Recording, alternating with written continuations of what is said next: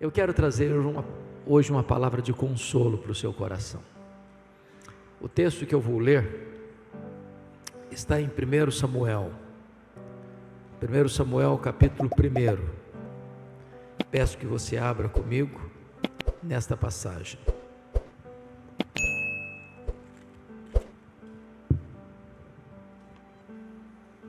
Primeiro Samuel capítulo 1. Começando com o verso 1, diz assim, eu estou seguindo a versão revista e atualizada, e diz, houve um homem de Ramataim Zofim, da região montanhosa de Efraim, cujo nome era Eucana, filho de Jeroão, filho de Eliú, filho de Tou, filho de Zufi, efraimita. Tinha ele duas mulheres, uma se chamava Ana e a outra Penina. Penina tinha filhos, Ana porém não os tinha. Este homem subia da sua cidade de ano em ano a adorar e a sacrificar ao Senhor dos Exércitos em Siló. Estavam ali os dois filhos de Eli, Rofini e Finéias, como sacerdotes do Senhor. No dia em que Eucana oferecia o seu sacrifício, dava ele porções deste a Penina, sua mulher, e a todos os seus filhos e filhas. A Ana, porém, dava porção dupla, porque ele a amava, ainda mesmo que o Senhor a houvesse deixado estéril. A sua rival a provocava excessivamente para a irritar, porquanto o Senhor lhe havia cerrado a madre. E assim o fazia ele de ano em ano. E todas as vezes que Ana subia à casa do Senhor, a outra a irritava, pelo que chorava e não comia. Então Eucana, seu marido, lhe disse, Ana, por que choras? E por que não comes? E por que estás de coração triste? Não te sou eu melhor do que 10 filhos?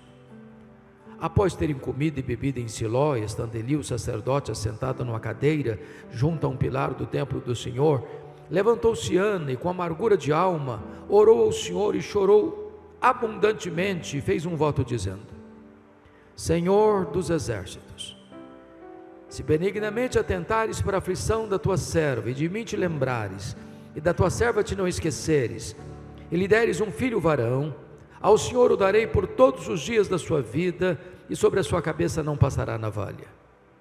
Demorando-se ela no orar perante o Senhor, passou Eli a observar-lhe o movimento dos lábios, porquanto Ana só no coração falava. Seus lábios se moviam, porém não se lhe ouvia voz nenhuma. Por isso Eli a teve por embriagada e lhe disse, até quando estarás tu embriagada? Aparta de ti esse vinho. Porém Ana respondeu, não, Senhor meu, eu sou mulher atribulada de espírito, não bebi nem vinho nem bebida forte, porém venho derramando a minha alma perante o Senhor. Não tenhas, pois, a tua serva por filha de Belial, porque pelo excesso da minha ansiedade e da minha aflição é que tenho falado até agora. Então lhe respondeu Eli, vai-te em paz, e o Deus de Israel te conceda a petição que lhe fizeste. E disse ela, acha a tua serva mercê diante de ti. Assim a mulher se foi seu caminho e comeu, e o seu semblante já não era triste. Levantaram-se de madrugada e adoraram perante o Senhor, e voltaram e chegaram à sua casa a Ramá.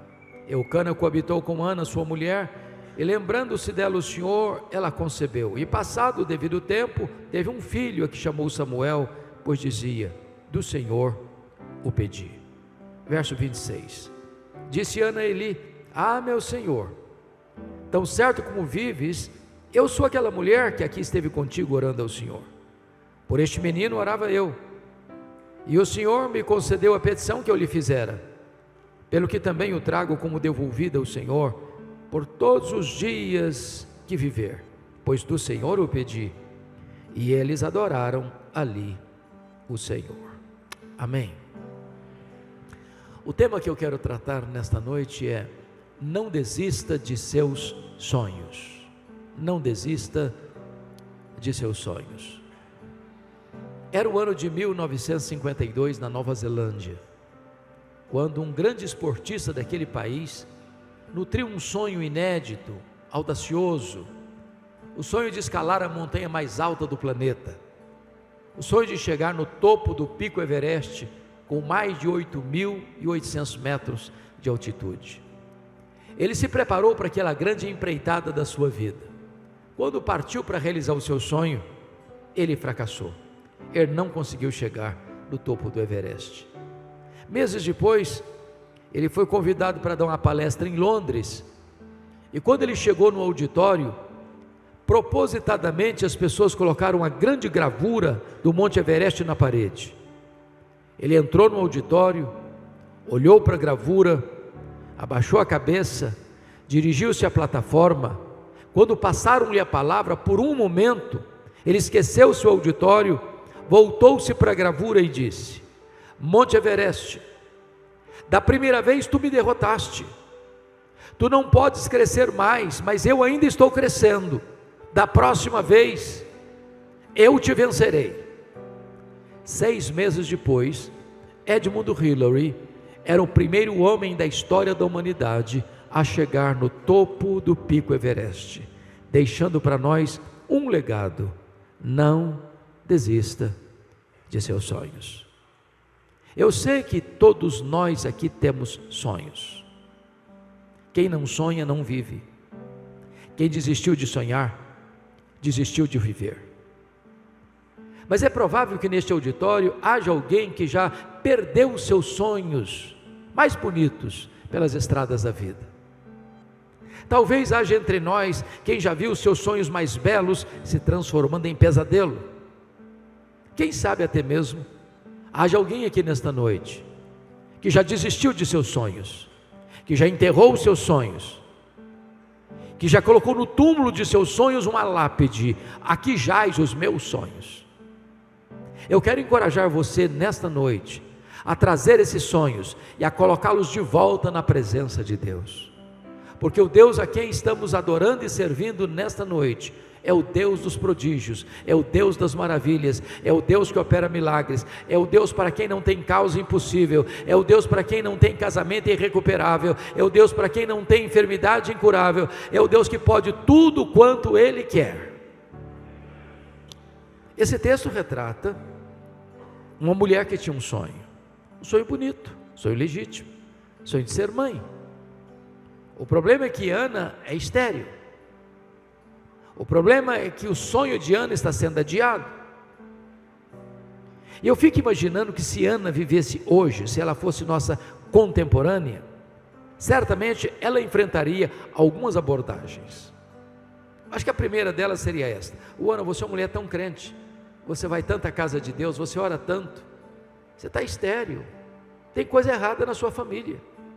Você tem que fazer uma análise mais exaustiva da sua árvore genealógica, porque é provável que haja uma maldição hereditária incrustada aí na sua família, e enquanto essa maldição não for quebrada, você não vai ser curada.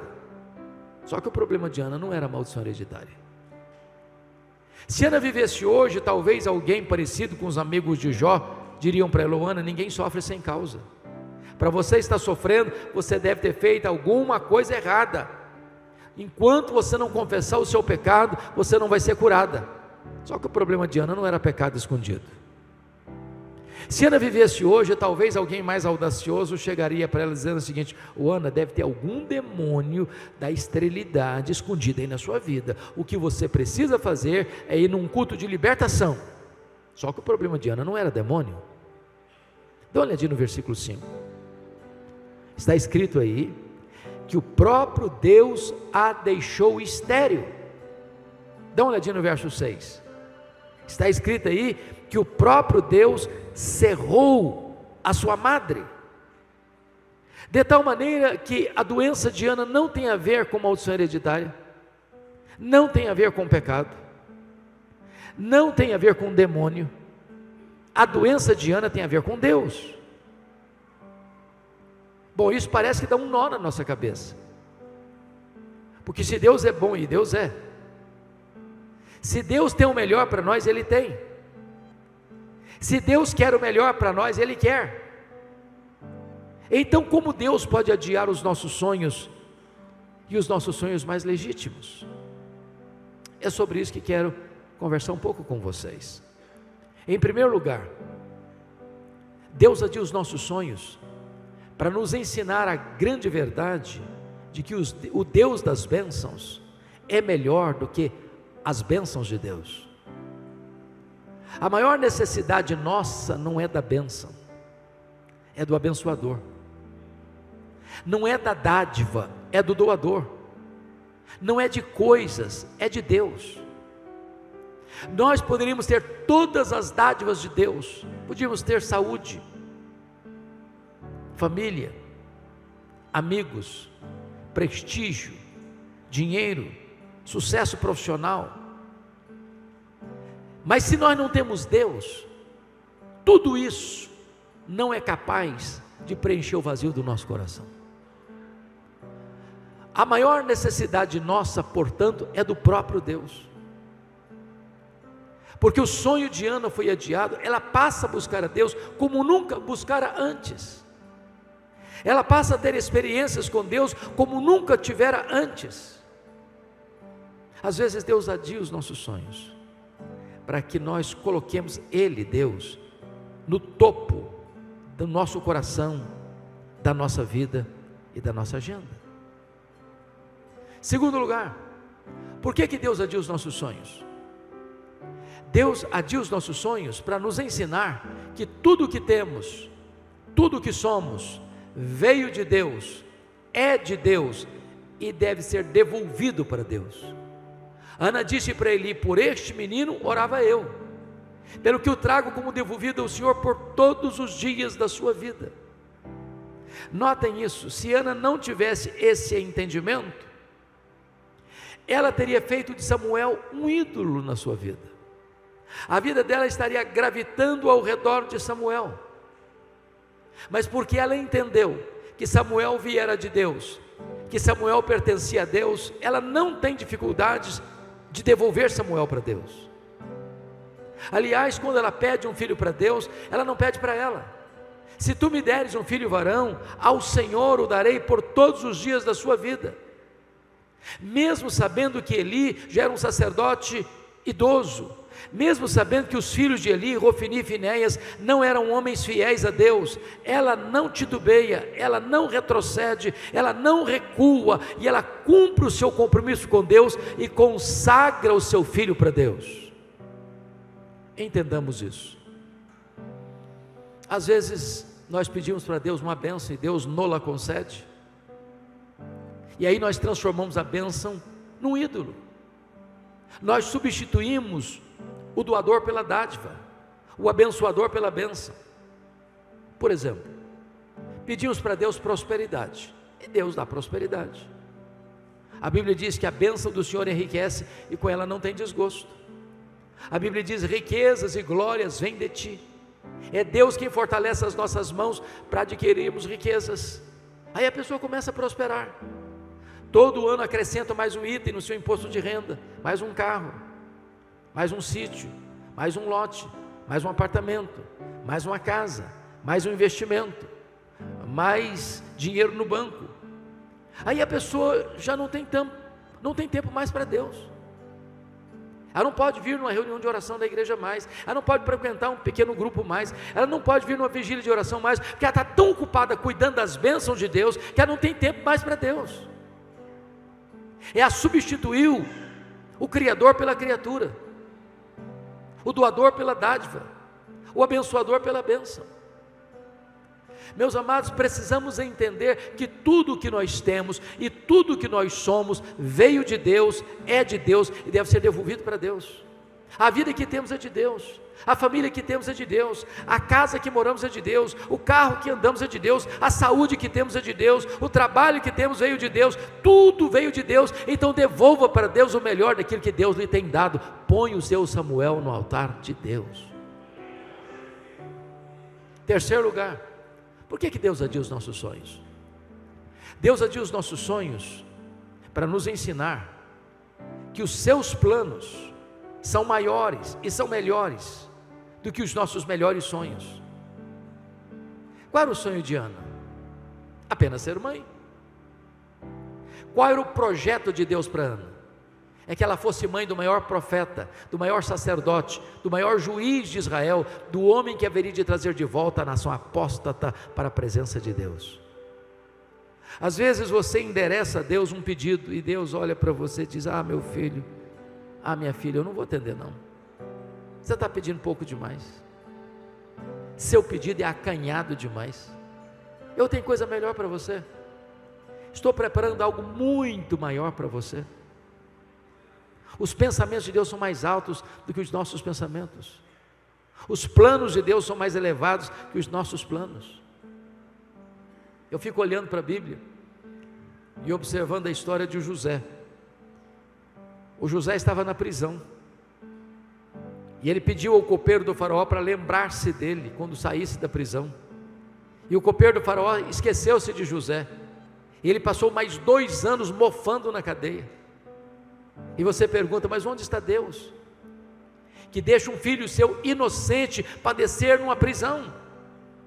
Por que Deus não tirou José da prisão quando ele queria sair da prisão? Se José tivesse saído da prisão quando ele queria sair de lá, o máximo que ele teria sido era um bom lavador de copos no palácio do faraó.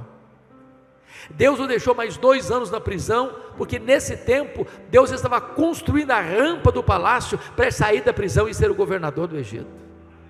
Quando Deus parece demorar, não é porque Ele está longe, não é porque Ele está indiferente, é porque Ele está preparando algo maior e melhor para a nossa vida, porque não há Deus como o nosso que trabalha para aqueles que nele esperam. 4º lugar, por que Deus adia os nossos sonhos? Deus adia os nossos sonhos porque Ele é Deus, livre e soberano, que faz todas as coisas conforme o conselho da sua vontade. Confira comigo o capítulo 2, versos 6 a 8, no Cântico de Ana. Ela diz assim: o Senhor é o que tira a vida e a dá, faz descer à sepultura e faz subir. O Senhor empobrece e enriquece, abaixa e também exalta. Levanta o pobre do pó e desde o monturo exalta o necessitado, para o fazer assentar-se entre príncipes. Pelas minhas andanças por esse Brasil, vejo às vezes algumas coisas, pastor Júlio, que me incomodam muito.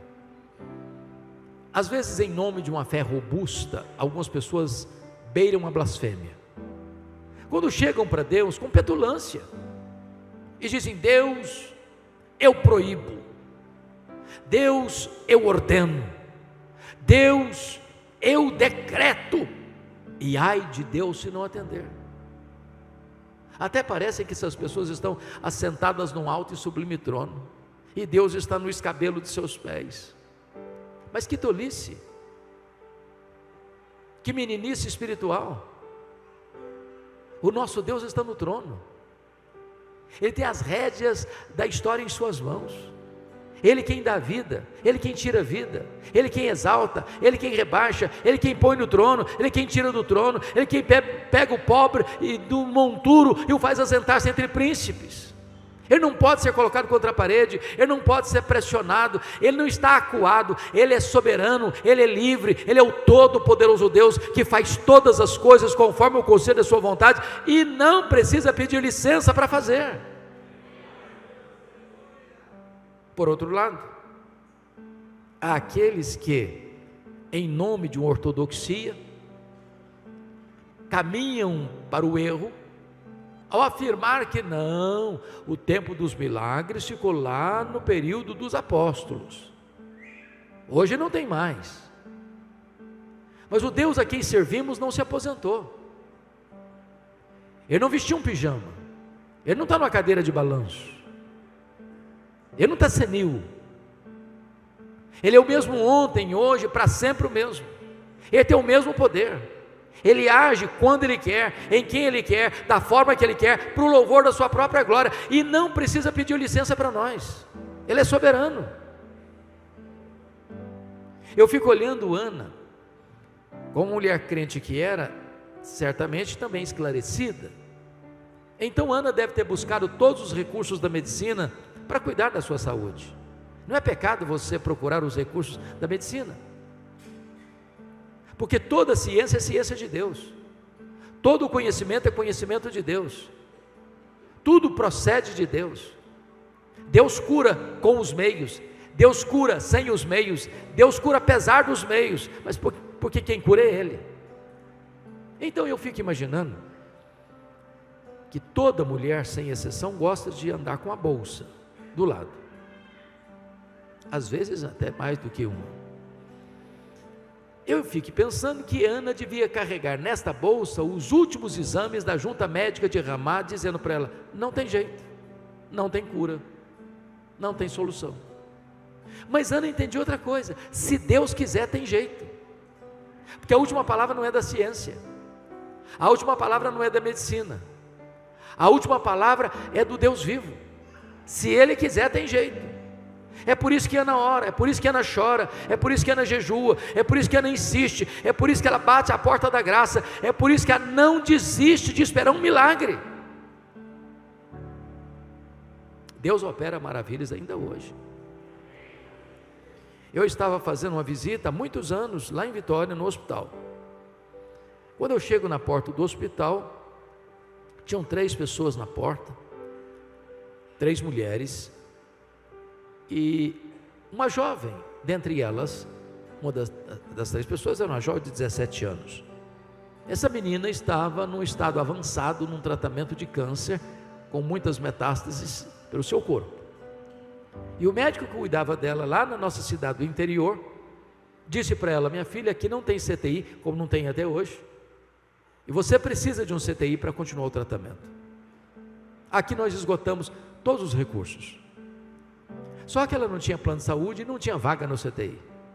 Eu era amigo do diretor do hospital, fui conversar com ele. E ele me disse: pastor, não funciona assim. Não tem vaga. Eu não posso tirar um paciente para botar outro. Hoje eu não posso recebê-la. Fiquei um pouco frustrado. Voltei para a porta do hospital e fiz o que eu não tenho o hábito de fazer.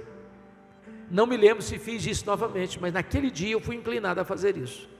Eu disse: filha, aqui não tem vaga para você, mas nós podemos fazer algo melhor do que encontrar uma vaga num CTI.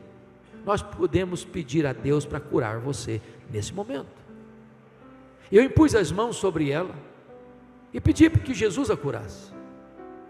Quando eu terminei de orar, aproxima-se um rapaz que também conhecia aquela moça, era também da minha cidade. Disse: eu conheço você, e você tem um primo que é médico numa outra cidade do município, numa outra cidade do estado, e lá tem CTI. Então vamos ligar para lá agora. Peguei o telefone, liguei, ele atendeu. Falou: pode trazer minha prima para cá, aqui tem CTI, aqui tem vaga, traga todos os exames que eu quero olhar. Ela foi 190 quilômetros. Quando chega lá, ele constata a gravidade do problema pelos exames, submeteu-a a novos e rigorosos exames e não encontrou absolutamente nada no seu corpo. Aquela moça voltou para sua casa naquele mesmo dia.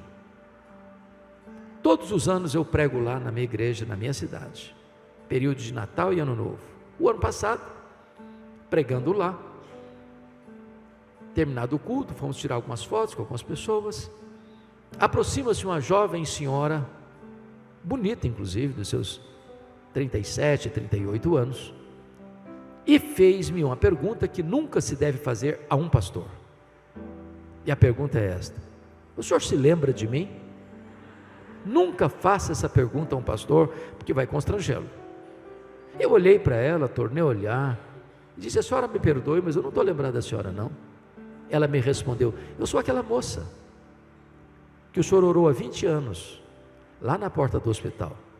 Jesus me curou naquele dia, e nunca mais eu tive qualquer sintoma da doença. Jesus me curou. O que eu estou lhe dizendo é que se Jesus quiser, tem jeito. Não estou falando que todas as pessoas pelas quais eu, você, ou o pastor Júlio, ou qualquer de nós aqui vai orar e que vai ser curado, não estou afirmando isso. O que eu estou afirmando é que se Deus quiser, tem jeito. Então não desista de seus sonhos, lute por eles, ore por eles, chore por eles, jejue por eles. Não desista de ver Deus fazendo algo extraordinário na sua vida.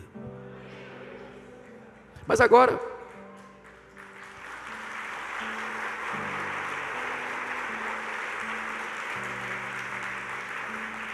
vamos ao segundo ponto dessa mensagem. Se você tem sonhos, tenha cautela e muito cuidado, porque existem assassinos de sonhos soltos por aí que querem matar os seus sonhos. E Ana teve que lidar com 3 assassinos de sonhos. A primeira pessoa que quis matar o sonho de Ana foi a sua rival Penina. A Bíblia diz que Penina irritava Ana, provocava Ana. Mormente, quando Ana subia à casa de Deus, à casa do Senhor, a Penina irritava de tal maneira que ela começava a chorar. Ana perdia o apetite, entrava em depressão. Eu não sei o que é que Penina dizia para Ana, mas uma coisa eu tenho certeza: Penina não era uma mulher de Deus, porque gente de Deus não vive para infernizar a vida dos outros. Gente de Deus é bálsamo, gente de Deus é aliviador de tensões. Mas à luz do versículo 6, eu acho que a Penina dizia mais ou menos o seguinte para Ana: Ana, você é uma mulher tão crente, você vai tanto à casa de Deus, você ora tanto, você chora tanto, está aí estéril. Eu não sou crente igual você, eu não frequento a igreja igual você, eu não oro igual você, aí estou cheio de filhos e filhas. Se esse negócio de orar funcionasse, você não estava nessa. Tem muita gente assassina de sonhos dizendo para você: é isso aí, você está doente, você não ora, você não é crente, você não é dizimista, está passando uma magrela aí, está passando um aperto aí, esse negócio de orar vai nada, não funciona não. Quer plantar na sua mente a dúvida, dizendo que se você é crente, você não pode ficar doente, você não pode ficar desempregado, você não pode ter crise financeira, você não pode passar por problema. Jesus nunca prometeu, nem para você e para mim, que nós não teríamos aflições neste mundo. O que Ele prometeu é estar conosco todos os dias, até a consumação dos séculos. A segunda pessoa que quis matar os sonhos de Ana foi o sacerdote Eli. Todo ano, Ana subia a Siló. Não consta o texto que nenhuma dessas idas, nem Eli, nem Rofini, nem Finéias, olhasse para Ana, conversasse com Ana, orasse com Ana, orasse por Ana, chorasse com Ana. A primeira vez que o sacerdote dirigiu a palavra para Ana, foi para sacar contra ela um pesado libelo acusatório, chamando-a de filha do demônio, filha de Belial, de bêbada e embriagada, dentro da casa de Deus. Eu acho até mesmo que se a Ana fosse da igreja Nova Batista, ela ia sair da igreja. Eu acho que ela faria até um pouco mais. Eu acho que ela ia fazer uma campanha para tirar o pastor Eli da igreja. Por muito menos as pessoas fazem isso hoje. Você conhece crente cristal? Porcelana? Qualquer coisinha se milindra, qualquer coisinha, então eu nunca mais volto nessa igreja. Ana era uma mulher madura, uma mulher que tinha tutano espiritual. Ela disse: não, meu senhor, não estou bêbada não, eu sou uma mulher atribulada de espírito, o que eu estou fazendo é derramando a minha alma perante o meu Deus. Mas havia um terceiro assassino de sonho na vida de Ana: Eucana, seu marido. Pasmem vocês, Eucana era um maridão, era um homem presente, um homem amoroso, um homem provedor. Mas o Eucana tinha um problema: cabeça dura demais. Eu acho que ele não acreditava em milagres, porque conhecia a história da redenção. Ele sabia como Deus havia curado Sara, ele sabia como Deus havia curado Rebeca, ele sabia como Deus havia curado Raquel. Ele via Ana chorando, ele via Ana orando, ele via Ana clamando a Deus constantemente para ser curada. Não consta a Bíblia em momento nenhum que ele chegasse para ela dizendo: Ana, eu vejo que você ora, eu vejo que você jejua, eu vejo que você pede, conta comigo, eu estou do seu lado, eu vou orar com você, eu vou orar por você, quem sabe Deus faça um milagre na sua vida. Não consta a Bíblia que ele tenha feito isso. Mas o versículo 8 consta que ele chamou Ana para uma conversa. Eu vou parafrasear essa conversa. Eu acho que foi mais ou menos o seguinte: Ana, vem cá, filha, vem cá, eu preciso bater um papo com você. Ô Ana, falando sério, não dá mais. Esse negócio de ser mãe está virando uma obsessão na sua vida. Você está doente, mulher, você só sabe chorar. Para com isso, chega. Você não sabe que a junta médica de Ramá já deu o diagnóstico que não tem cura? Para que você insiste? Aliás, Ana, você não está nem aproveitando o maridão que você tem. Você não sabe que eu sou melhor que 10 filhos para você? Se fosse hoje eu diria: o Ana, pense em mim, liga para mim, chore por mim, não chore por ele, Ana. Tem assassino de sonho aí bem perto de você, cuidado. Não desista de seus sonhos. Terceiro e último ponto: o que fazer quando os nossos sonhos estão sendo adiados? Ana nos ensina 3 coisas. Primeiro, se os seus sonhos ainda estão sendo adiados, continue crendo, continue orando, continue jejuando, continue chorando, continue batendo a porta da graça de Deus. Não retroceda, não pare, não desista, ande um pouco mais, chore um pouco mais, ore um pouco mais, jejue um pouco mais, persevere um pouco mais. Tem gente que joga a toalha cedo demais, tem gente que desiste no meio da caminhada, tem gente que para no limiar da terra prometida. O tempo nosso não é o tempo de Deus. Então continue, então prossiga. Meus irmãos, quantos casamentos acabaram porque faltou um pouquinho mais de paciência, um pouquinho mais de ternura, um pouquinho mais de perdão. Não desista, não abra mão da vitória. Me permita ilustrar. Norman Vincent Peale foi um pastor metodista. Ele escreveu o seu primeiro livro, O Poder do Pensamento Positivo, e procurou uma editora para publicar o seu livro. Acho que quase todo o primeiro livro de um escritor, ele vai ter problema para publicar, via de regra. Não é que as editoras olharam e não gostaram do conteúdo, não. Elas têm medo de investir. Aí dão uma desculpa: não, esse ano não dá, esse ano não faz parte da filosofia, não faz parte do calendário, quem sabe o ano que vem, quem sabe outra oportunidade, e vão dando algumas desculpas. Então, quando ele bateu nas portas e nenhuma porta se abriu, ele ficou muito frustrado. Ele chegou em casa, jogou os rascunhos do livro no lixo, e disse: no lixo vão ficar os meus sonhos de escritor. Dona Ruth, sua mulher, mais crente e mais otimista do que ele, como via de regra as mulheres são, pegou os rascunhos do lixo e disse: eu vou lutar pelos seus sonhos, eu acredito nos seus sonhos, eu vou correr atrás de novas editoras. Encontrou uma editora que se interessou pelo livro. Resultado: esse livro já vendeu mais de 40 milhões de exemplares. Um dos maiores best-sellers da literatura. Estavam no lixo. Não desista de seus sonhos. Na política americana tem um homem que me impressiona muito, Franklin Delano Roosevelt. Esse cidadão estudou em Harvard, esse cidadão estudou em Colômbia, esse cidadão entrou na política, tinha uma carreira brilhante, mas o sonho dele era ser presidente dos Estados Unidos da América. Aos 39 anos de idade, ele sofreu poliomielite, ficou paraplégico numa cadeira de rodas. Alguém se aproxima dele e diz: numa cadeira de rodas você nunca será presidente dos Estados Unidos da América. Ele respondeu: pois eu nunca vou desistir. Foi o único homem até hoje na história americana que foi eleito e reeleito presidente dos Estados Unidos da América 4 vezes consecutivas numa cadeira de rodas. Não desista de seus sonhos. A segunda coisa que Ana fez quando o seu sonho foi adiado é que ela creu na promessa da palavra de Deus, conforme o versículo 17. Isso me impressiona, pastor Júlio, porque o sacerdote ali acabara de falar uma tolice para Ana, chamando-a de bêbada, dentro da igreja. Essa palavra Ana não hospedou no coração.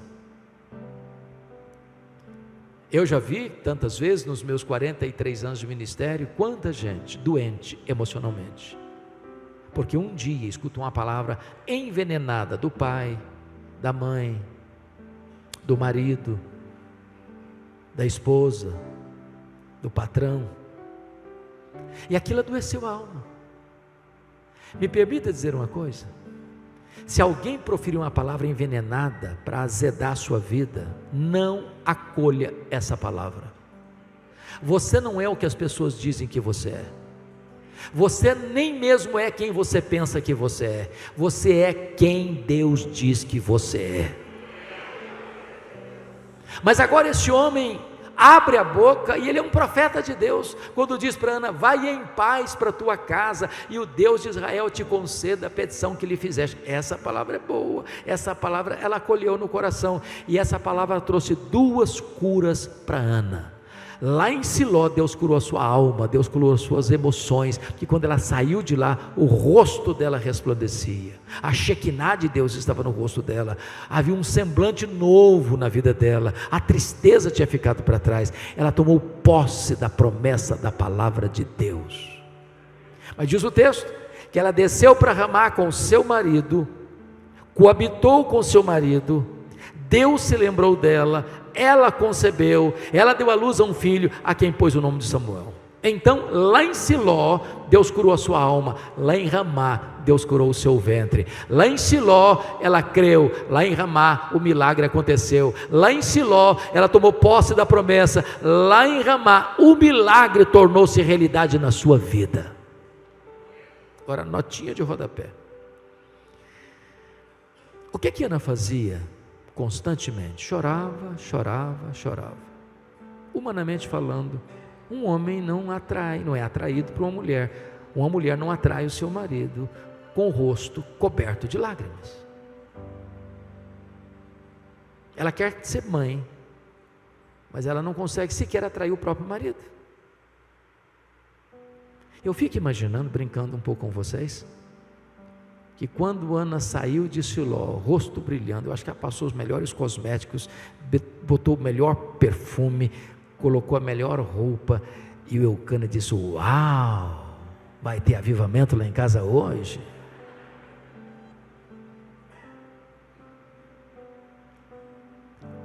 Deus se lembrou dela.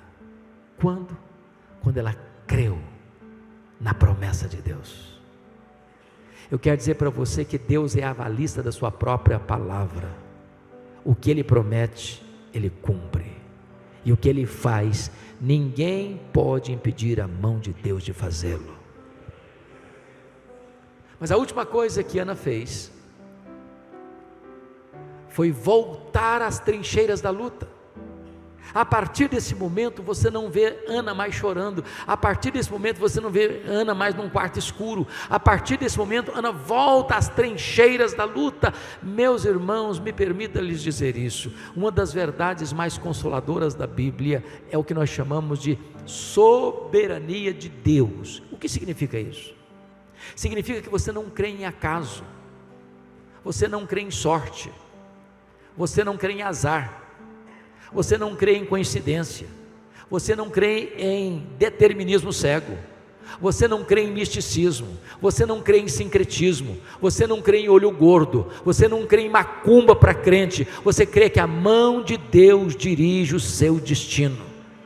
Você crê que Deus não é surpreendido pelo seu problema, Deus não foi pego de surpresa porque você está passando por uma luta, Deus não é desconhecedor do vale que você atravessa. Tudo que acontece com você é porque Deus sabe, é porque Deus permite e é porque Deus tem um propósito. Se você está passando por uma luta, saiba disso, essa tempestade não está vindo para destruir você, mas para tonificar as musculaturas da sua alma. Deus está preparando você para uma vitória maior, para uma bênção mais esplêndida, para uma experiência mais profunda com Ele. É por isso que crente tem que ser animado, sabia? Tem que ser animado. O crente é aquele que pode dizer assim: este é o dia que o Senhor fez, alegremo-nos e regozijemo-nos nele. Há um escritor que, e não obstante não ser evangélico, eu gosto de ler.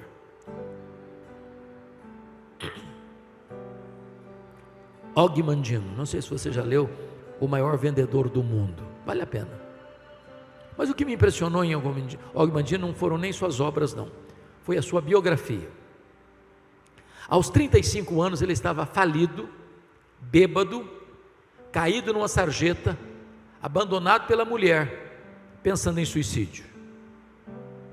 10 anos depois, aos 45 anos, Ele estava no topo da fama mundial, escrevendo livros lidos e traduzidos no mundo inteiro, encorajando as pessoas a viverem com otimismo. Eu fico pensando, se um cara que nem crente consegue viver com otimismo, e você, que é filho de Deus, que tem seu nome escrito no livro da vida, que foi selado com o Espírito Santo, que está aguardando a gloriosa volta do Senhor Jesus, você tem que ser animado, meu irmão.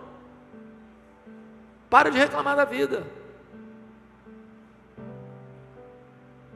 Mas o Og Mandino, no seu livro autobiográfico, dá uma boa dica para você começar o seu dia animado. E é muito simples a dica dele. Você quer começar o seu dia animado? Diz ele, faz o seguinte, naquela época, hoje não dá mais, compre o melhor jornal da sociedade, porque hoje não compramos mais jornal, não é verdade? Você tem tudo aí no seu smartphone, mas então abra o seu smartphone, no melhor jornal, eu não sei se é Folha, se é Estadão, da sua preferência. Agora, você não é tão corajoso, audacioso, a ponto de querer começar o seu dia lendo as páginas políticas. Você vai ficar depressivo, você vai ficar com raiva, você vai perder seu dia, então pula logo essa página. Claro, você também não é tão corajoso a ponto de querer começar o seu dia lendo as páginas econômicas, porque a coisa está feia para o nosso lado. A taxa de juros está 15% ao ano, a economia está derretendo, e você vai ficar em pânico, então pula também a página econômica. Bom, é claro que você também não é tão corajoso assim para que começar o seu dia lendo as páginas policiais, você vai ficar com medo até de sair de casa, então pula essa página também. Bom, claro, você também não vai querer começar o seu dia lendo as páginas esportivas. De repente você é corintiano, não conseguiu ir para a Copa, está passando uma crise madonha, e aí você vai ficar triste, deprimido, então pula também essa página. Você quer começar o seu dia animado mesmo? Diz ele, começa lendo a página do obituário, a lista das pessoas que morreram. Só um detalhe, você tem que ler tudo. Tudo. Lê nome grande não, porque tudo.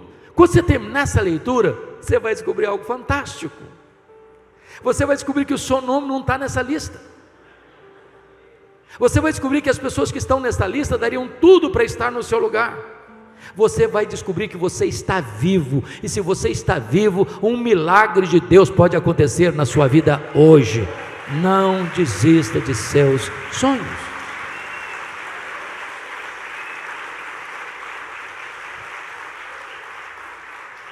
Esta mensagem tem um sabor muito especial para mim, porque eu sou fruto de um sonho. Meus pais moravam numa região muito pobre do interior do Espírito Santo, nos idos de 1958. Minha mãe estava grávida do seu último filho, estado adiantado de gravidez. Não tinha carro, não tinha estrada, não tinha médico. Quando a pessoa ficava doente, ela tinha que ser transportada numa padiola, um lençol amarrado num varal e duas pessoas carregando pela trilha. O meu pai sabia que a minha mãe não suportaria uma viagem de 40 quilômetros, onde ficava um posto médico. Então ele mandou chamar um médico. Ele veio, examinou a minha mãe e disse: essa mulher não vai sobreviver. Ela está muito doente, ela está muito fraca. O bebê que está no ventre dela tem agonia de morte.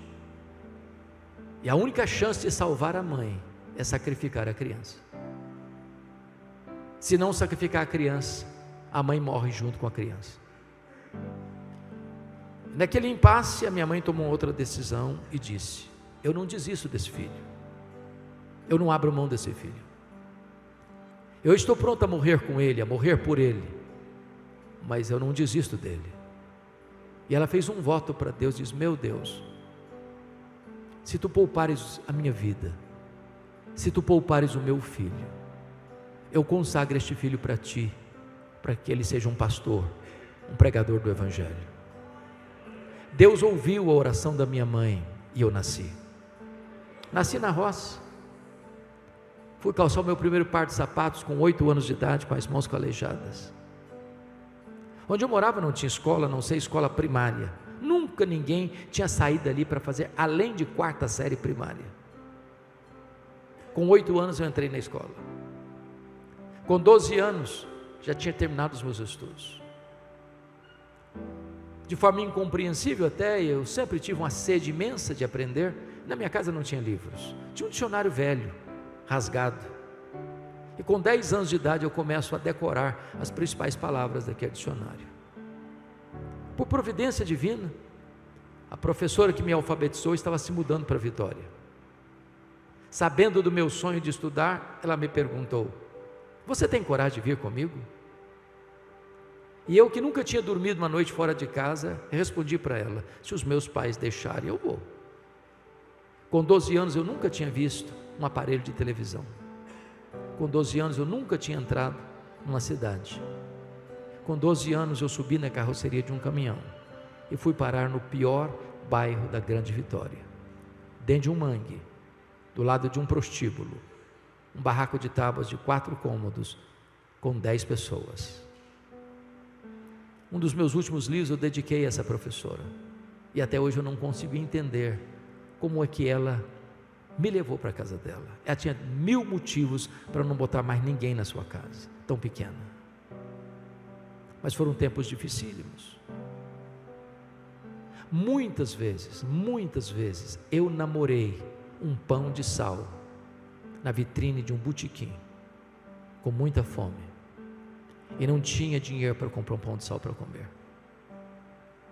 Muitas vezes procurei açúcar, farinha para comer, não tinha açúcar ou farinha para comer, e eu chorava muito. Mas eu tinha um sonho, eu queria lutar por ele. Mas pasmem vocês, o meu sonho era ser político e advogado. Naquela época as eleições eram realizadas nos palanques, as campanhas eram nos palanques em praça pública. Enquanto o último orador não descia do palanque, as luzes não apagavam, eu não ia embora. No dia que eu fiz 18 anos, eu tirei meu título e me filiei num partido. Eu tinha sonhos. Até o dia que eu conversei com um presbítero, homem de Deus, e contei para ele os meus sonhos e disse: depois que eu realizar os meus sonhos e for um político de projeção e um advogado de sucesso, eu quero encerrar minha biografia entrando num seminário para pregar o evangelho no final da minha vida. E esse homem literalmente botou o dedo no meu nariz e com a autoridade de Deus ele disse: você quer dar as sobras para Deus. Deus quer você agora, Deus quer você na sua juventude, Deus quer a sua força e a sua inteligência hoje. E aquela palavra entrou no meu coração como uma flecha. Eu saí dali 1000% convencido de que ali Deus estava me chamando para o ministério. Se eu tivesse 10 vidas, eu queria ser pastor nas 10. A primeira pessoa que eu comuniquei sobre o meu chamado foi para minha mãe. Ela era uma mulher analfabeta, mas sábia. Ela nunca me contou o projeto dela com Deus. Ela pensava: se eu contar, ele vai para um seminário sugestionado.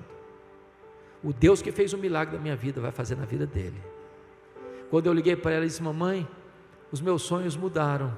Jesus me chamou para o ministério, eu vou para o seminário. Eu disse: meu filho, por esta causa eu já orava antes de você nascer. Antes da minha mãe partir para Jesus,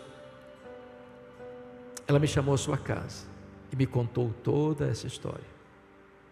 E me disse mais: meu filho, nesses anos todos, eu nunca deixei de me levantar de madrugada, dobrar os meus joelhos e pedir para Deus capacitar você, para Deus levantar você, para Deus instrumentalizar a sua vida. E eu chorei muito com ela. E disse: mamãe, a senhora está me ensinando a lição mais importante da minha vida. A senhora está me ensinando que um filho nunca é pobre se tem uma mãe que ora por ele. A senhora está me ensinando que o mais importante não são os meus sonhos, mas o plano de Deus para a minha vida. Então eu quero encerrar minha mensagem na contramão do meu tema e dizer a você: desista de seus sonhos. Desista de seus sonhos, mas nunca desista do plano de Deus para a sua vida.